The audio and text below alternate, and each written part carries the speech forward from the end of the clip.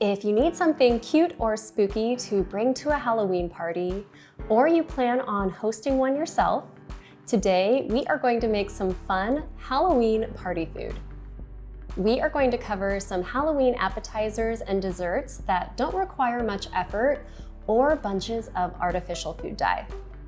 The first recipe we're going to make today is one of the easiest options because you can start with a store-bought dip.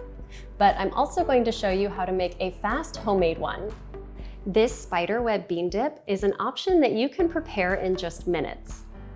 To make this dip, you'll need 2 15-ounce cans of black beans. Drain and rinse these well, then add them to the bowl of a 12-cup food processor fitted with an S-blade. Next, you'll need about 3/4 of a cup of your favorite salsa.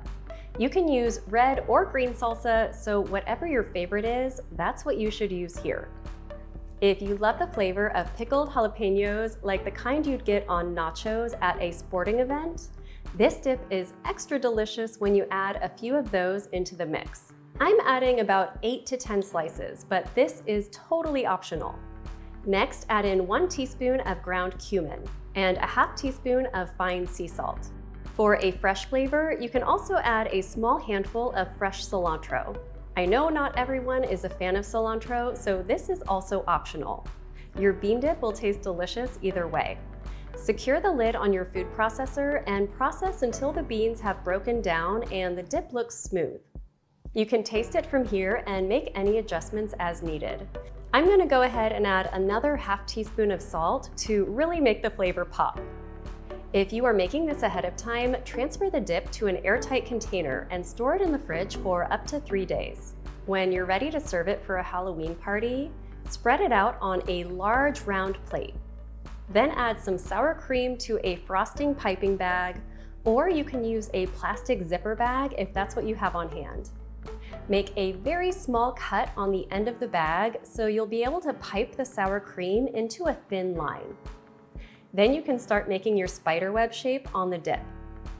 I like to start by making a star shape like this. Then you can add the spiderweb pattern from there. If you need a dairy-free option, you can also do this with vegan sour cream instead. Next, open up a can of black olives and slice one in half. These halves can be used as a spider body. Then cut another olive in half, but this time cut it into smaller slices to create some spider legs. Arrange 8 legs around each olive half to create some cute edible spiders. Finish this off with any extra toppings you love to add some color, like shredded cheese, chopped green onions, and diced tomatoes. Serve it with your favorite tortilla chips and it will become an instant hit. If bean dip is not your thing, you can also create this look over your favorite queso or a batch of guacamole. Or you can even create an entire 7-layer dip if you prefer. The next Halloween party food we're going to make today is this easy Halloween punch. Now, you can use any punch recipe you like with this idea. So you can use a mocktail or your favorite cocktail, or you can even use something like passion fruit tea, which is naturally red and has no added sugar. Today, I'll make a quick cranberry punch, which is made with 1 part cranberry juice and 4 parts ginger ale. Cranberry juice tastes pretty tart, so it pairs well with something sweet and spicy like ginger soda. But you could also use a lemon lime soda here or sweeten it with honey to taste and then add plain sparkling water if you want to avoid any refined sugar. Once your punch is ready, it's time for the fun part, which is making some spooky eyeballs to float in it. All you need for that is a can of lychees, which is a fruit that kind of looks like an eyeball when it's peeled. Buying these in a can makes them easy to work with. And to make the eyeball, all you need to do is add a fresh blueberry in the center. Now, the first time I made these little eyeballs, I served them in the Halloween punch with ice cubes. But then I realized you can make these ahead of time and freeze them, and then you can use these as your ice cubes instead of diluting your punch with actual ice. So feel free to use these however you prefer. Serve the eyeballs frozen, floating in the punch, or have a bowl of them on the side so your guests can add their own. And since we're talking about spooky Halloween looks, I know dry ice looks cool, but please don't add it to a beverage you plan on serving. It is not safe to consume, and it should really be kept away from children so they're not tempted to touch it. If you want to make your punch bowl look spooky with dry ice, you can set your punch bowl into a larger bowl of dry ice and water, so the fog is around the punch without actually being in it. The next Halloween recipe we're going to make today are these witch finger cookies. I'm going to show you how to make a naturally green and gluten-free cookie recipe, but you could also make these with any other shortbread cookie recipe that you like. Start by preheating your oven to 350 degrees Fahrenheit. This recipe is naturally gluten-free because it starts with 2 cups of blanched almond flour. Add to that 2 teaspoons of powdered matcha. Not all matcha powders are this green, so look for ceremonial matcha if you want your fingers to look this vibrant. Next, add in 1 teaspoon of baking powder and an 1/8 teaspoon of fine sea salt. Whisk the dry ingredients together. Then add in 5 tablespoons of pure maple syrup, 3 tablespoons of melted coconut oil, or you can use butter, and 1/4 teaspoon of peppermint extract, which will help give these green cookies a slightly minty flavor.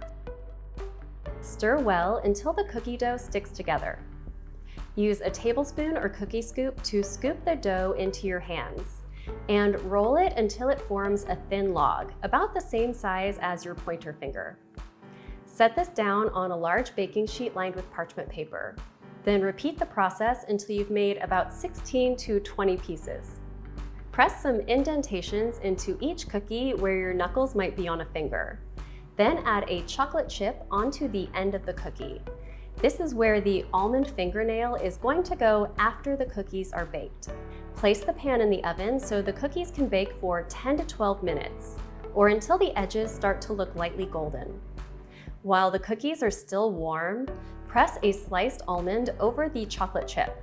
The melted chocolate will hold the almond in place after these cool. Don't remove the cookies from the pan right away because they are fragile while they are still warm, but they will firm up after they cool, and they are such a fun treat to eat.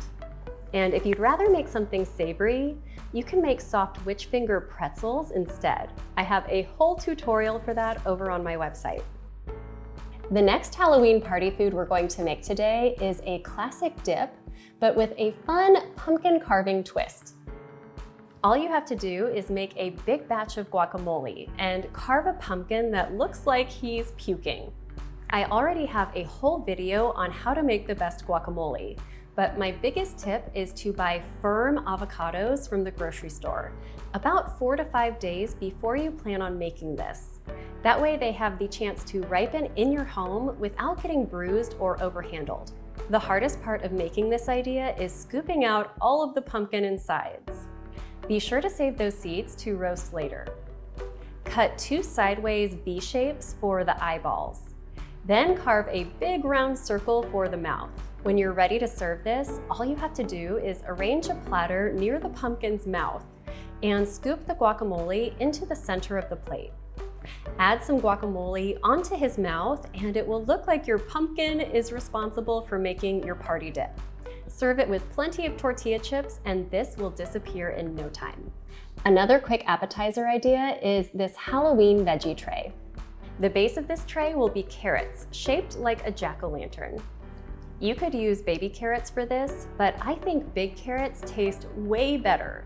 So it's worth taking a few extra minutes to peel and slice them into carrot sticks. Once you've arranged these on a large plate, slice some celery to be the pumpkin stem, and then use some sliced cucumber to make the smile on top. You could also use a cucumber to make the eyes and nose for a simple look, and serve your favorite veggie dip on the side. Or you can fill 2 small cups with some ranch or hummus, and add your olive slices or radish slices on top to make eyeballs. This veggie tray is easy to customize and is ready to serve in no time. If you're ready to make a sweet treat, these mummy granola bars make an adorable kid-friendly option. Now, if you're in a hurry, you could just decorate a store-bought granola bar, but I'm going to show you how to make a fast homemade granola bar that tastes even better. Start by adding 2 cups of rolled oats to a large bowl. I'm keeping this version simple today, but if you'd like to add in some dried fruit or nuts and seeds, you can replace a half cup of the oats with one of those options instead. In a small saucepan, add a half cup of honey and bring it to a boil. Once the edges start to bubble like this, set a timer for 1 minute. When the timer goes off, remove the pot from the heat and add in a half cup of peanut butter, or you can use your favorite nut or seed butter, and also add a half teaspoon of fine sea salt. Stir that together quickly, then immediately pour it over the bowl of oats. The honey mixture will start to firm up as it cools, so you want to coat the oats evenly before it has the chance to cool down too much. Line an 8-inch square pan with parchment paper. Then press the mixture firmly into the bottom of the pan. Place this in the fridge to help it cool down faster. While you wait, add 1 cup of chocolate chips to a heat-safe bowl that will fit snugly over a small saucepan. Fill the saucepan with 1 inch of water, then bring that to a boil on your stovetop. Arrange the heat-safe bowl on top and gently melt the chocolate chips. Once the granola bars feel firm to the touch, slice them into 10 to 12 bars. Top one with the melted chocolate, and while the chocolate is still warm, add a few crispy coconut flakes on top. This will be your easy mummy wrapping. If you want to add 2 candy eyes, this will complete your look. But keep in mind that candy eyes are rarely eaten by anyone. My kids always pick these off because they are too hard to chew. Repeat the mummy decorations, working with just 1 or 2 bars at a time. That way, the chocolate won't harden before you can attach the coconut flakes. Once the chocolate has cooled, these are ready to serve and should keep well for up to a week. You can find even more Halloween party ideas over on my website, and I can't wait to hear which ones you try.